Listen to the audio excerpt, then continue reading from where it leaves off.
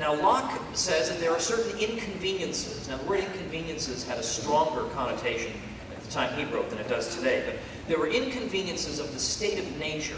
And by state of nature, he means a pre-political world before there were governments, in which all of us were pursuing our natural rights to our lives and our liberty, to the domain of control over our bodies, but that prior to the establishment of government, we enjoy these things, according to him, only precariously.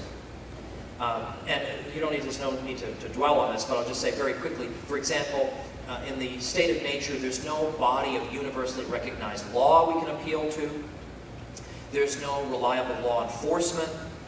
And thirdly, we have the problem of people being very bad judges in their own cases. People are going to tend to side with themselves if a case of conflict should arise. So according to Locke, we need to remedy these deficiencies by means of civil government, and we therefore delegate to that civil government some portion of the rights we would enjoy completely in the state of nature. We delegate some of these, for example, perhaps some of our self-defense, like for example, judicial services. We would delegate that to governments. And so governments would be there to perform just night watchman services, simply to protect rights of property and right to life, and that would be it. And if they try to exercise powers beyond these that are strictly necessary for these purposes, then the people would have the power to abolish that government, because then that government would be interfering with rather than protecting their rights.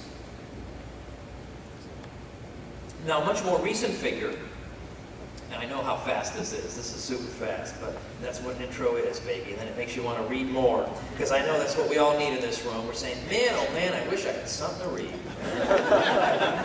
Well, the next guy I want to talk about is much more recent. He died only very recently. Robert Nozick was a Harvard philosopher. What's very significant about him is that his book, Anarchy, State, and Utopia from 1974, it's a very rare case of a professional philosopher who's very respected at a top university taking liberty arguments seriously. And that's what he does in this book. He argues for a minimal state that exists for the provision of rights protection services. But no what? That's what the state is confined to.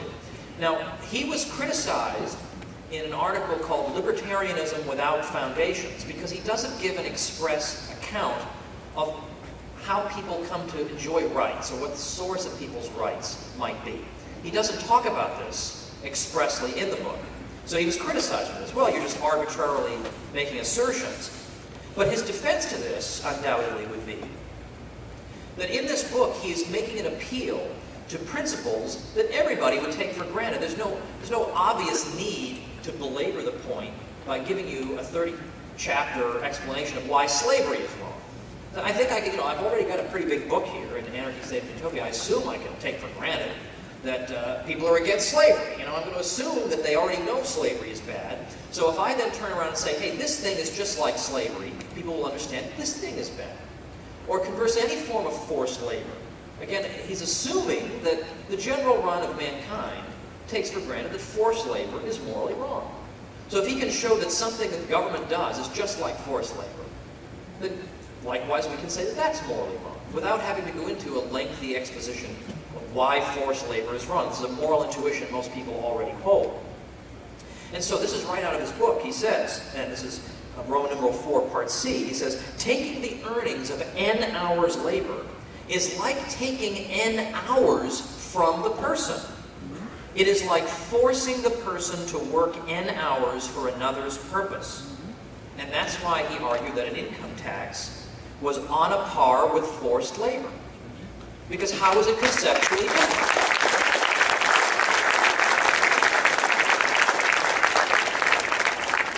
And this drove philosophers crazy. If the best argument you can come up with is, well, you never explained why forced labor is bad. Then you know you won, right? That's what they come up with. Now, on the next page here, we've got an even more radical exposition of natural rights, and this is at the hands of Murray Rothbard, 1926 to 1995. Now, Rothbard, in effect, extends Locke's analysis. And he believes Locke is sort of inconsistent.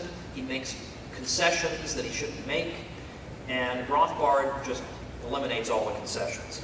His argument is that the only defensible philosophical position is 100% self-ownership. That there's no alternative. And by the way, now I see I actually have plenty of time, so now I'm going to slow it down a little. Slow down. Okay.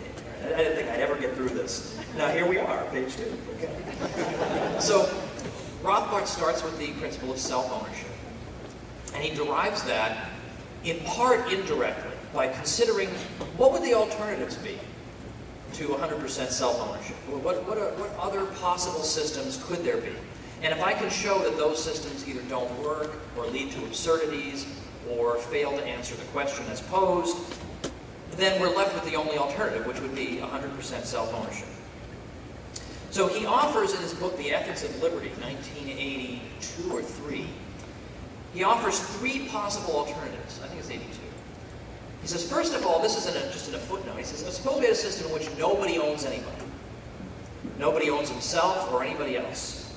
What would be the result of a system like that? Well, again, if we consider the meaning of ownership in this sense as being exercising a range of control, well, then in that case, if nobody owns anybody, including himself, nobody could eat, nobody could breathe, because no one would have legitimate range of control over his own body. No one would have the permission, in effect, to do anything. So everybody would be dead. So this can't be right.